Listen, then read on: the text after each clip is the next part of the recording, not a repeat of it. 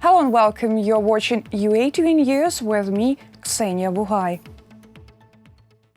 First, this hour, President Volodymyr Zelenskyy asks law enforcers to find out why the Constitutional Court cancelled electronic declarations. He said this at a meeting of the National Security and Defense Council. Head of the state assured that the electronic declaration system will work in Ukraine. More details on the reactions to the scandalous decision and the following report. Submit bills on the resumption of the electronic declaration system to the Verkhovna Rada and establish all the details of decisions made by the Constitutional Court as soon as possible.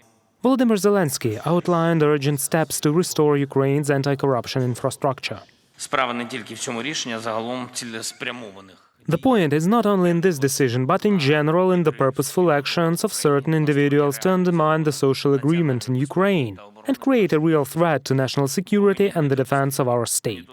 We must prevent this problem to be solved by the street at its own discretion, nor that this or some other decision of the Constitutional Court will be used by the enemies of Ukraine to discredit our country abroad.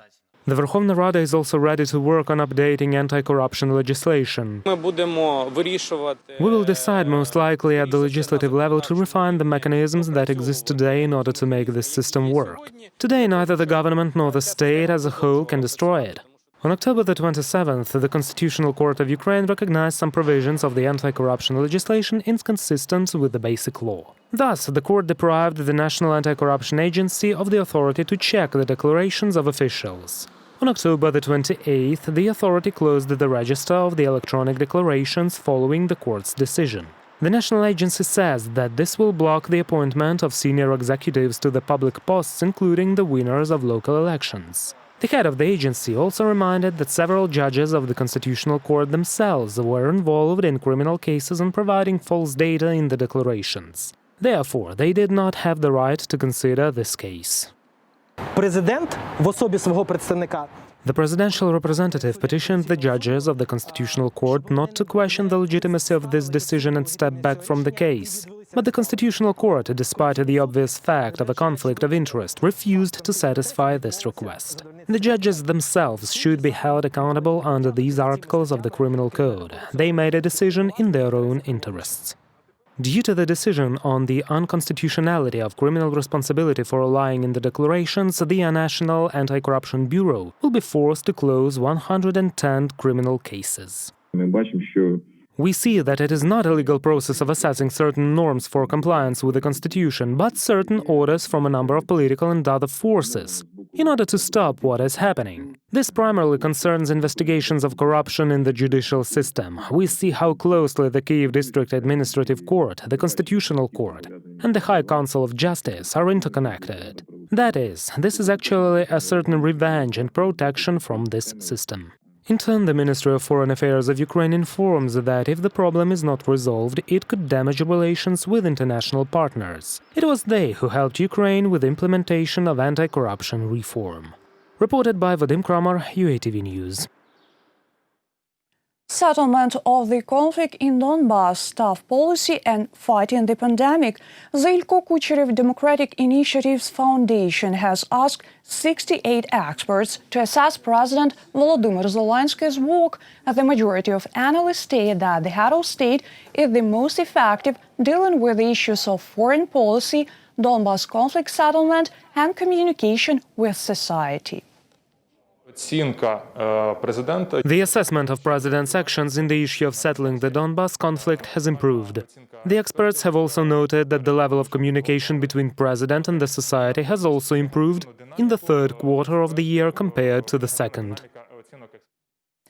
A new development in the case of the Scythian Gold. The Amsterdam Court of Appeals has granted a motion over the request of Ukrainian side to recuse the judge.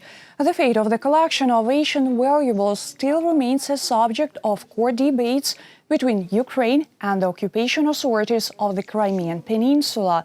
To remind, the exhibits from Kyiv and 4 Crimean museums has been held in Amsterdam in 2014. After Russia occupied the peninsula, its appointees in Crimea claimed the collection of the Scythian Gold.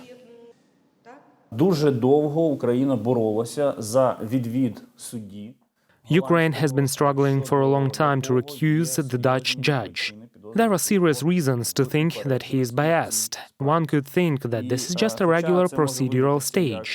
However, the yesterday's recusal of this judge is a very important achievement. We fully respect the court of the Netherlands, but Ukraine is determined to protect its national interests and gain victory in the court. Since November 1st, the tickets for Intercity trains will become cheaper by 15% or by 20 to 25% if one decides to buy tickets in advance. The Ukrzaliznytsia state railroad company thus wants to increase the passenger turnover on high-speed trains. Besides, the company also plans to gradually replace all its diesel locomotives with electric ones. At present, I see no need to further purchase diesel locomotives by General Electric. Our aim is to shift to electric locomotives. It would save more money and allow transporting heavier trains. Preliminary voting for the President and Vice President of the United States kicked off more than a month ago. It is possible to cast a vote both at polling stations and remotely by mail. 78 million Americans have already done this ahead of November 3rd. U.S. citizens vote not only inside the country, but around the world. Our correspondent found out what are the differences between the elections in the United States and Ukraine.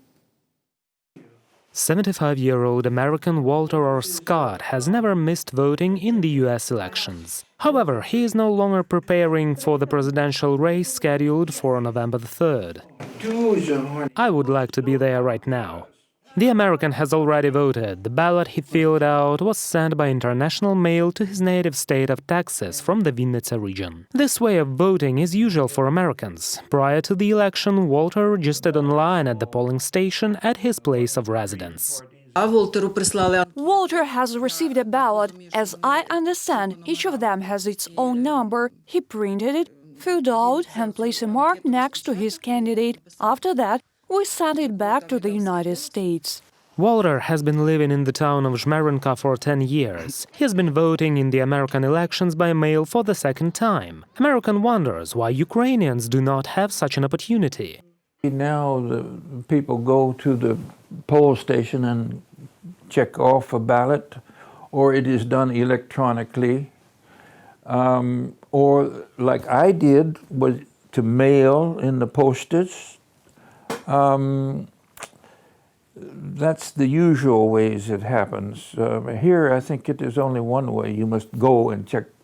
On election day in the United States, Walter's ballot will be counted in the general vote, like the votes of millions of other Americans who, for various reasons, had to vote from other countries. If coronavirus, no coronavirus, is still the same. You go check off at places, or you mail in, it's the same.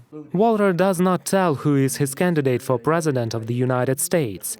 Besides, he does not even try to predict whether Donald Trump stays on the presidential post or Joe Biden is going to replace him. I will say I'm not completely happy with the choices. Walter looks forward to the election results. Together with his compatriots, he will follow the voting process in the United States. Reported by Vadim Kramer, UATV News.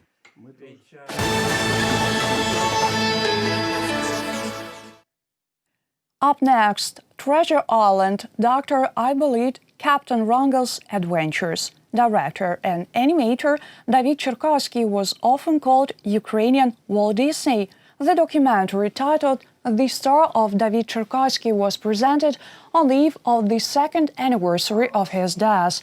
It is a portrait of a genius director, screenwriter, artist, and animator, an actor who was able to look at the world with children's eyes. Well-known pirates from Cherkassky, Treasure Island, Viktor Andriyenko and Valery Chiglaev became the narrators. The work upon the documentary began yet in 2018, when director was still alive. It shows fragments of the original animation, as well as photos, pictures, sketches, and newsreels. On November 5th, the documentary will be released in cinemas. Он попросил меня об одной вещи. Говорит, если ты At that time, he asked me one thing. He said, don't turn a movie into a kind of an anecdote or a story about what kind of women the hero liked. Tell a story of an artist, from my first work to the last. We used the gags he used, the aesthetics, we combined live action and animation. And I think we've caught the spirit and made everything right. человек-оркестр, человек... He was a one-man band, a man's son, everything bright one could say is all about him. He has never experienced any hatred at all, even with fools. You know, I recall when he sat at the table, then stood up and asked someone, "Do you know that you're a fool?" The man answered, "Yes." Then David said, "Okay, then let's talk a bit," and they talked indeed. The organizers of the exhibition Body Worlds Animal Inside Out promise an unforgettable trip under nature's skin, fur and feathers. His creator, the famous German scientist, has collected over 100 exhibits, bodies of embalmed wild and domestic animals. Our correspondent attended the opening of the unique exhibition. Scientist Günther von Hagens got the idea for an anatomical exhibition when the body of a gorilla from a German zoo was donated to his Institute for Plastination. Later, they were donated a giraffe and an elephant. The exposition has been replenished for years, thanks to veterinary programs. All the animals presented at the exhibition died of natural causes. The elephant died in a zoo in Germany, and it was about to be discarded in a special company, chopped into pieces and then discarded. And so no zoo director loves an idea like this. And there were several incidents that came together that the animal wasn't discarded, was donated to our institute in Heidelberg in Germany. All exhibits are embalmed by the plastination method. After death, body of an animal is filled with an organic solvent. Over time, it replaces water in muscles and tissues. Then the body is placed in a negative pressure room, where a plasticizer replaces the solvent in tissue cells. Органы The organs seem to be fixed in the natural state, and all the intercellular fluid is replaced, relatively speaking, by plastic, which then hardens under certain conditions. Accordingly, the organ remains practically the same as it was during life. The exposition demonstrates not only the anatomical structure of animals, but also reveals their unique qualities. For example, what could a giraffe do with his half-a-meter-long tongue, or why ostriches are so fast, or why the reindeer do not fall through the ice. The main goal of the exhibition is to draw people's attention to the decline in animal population.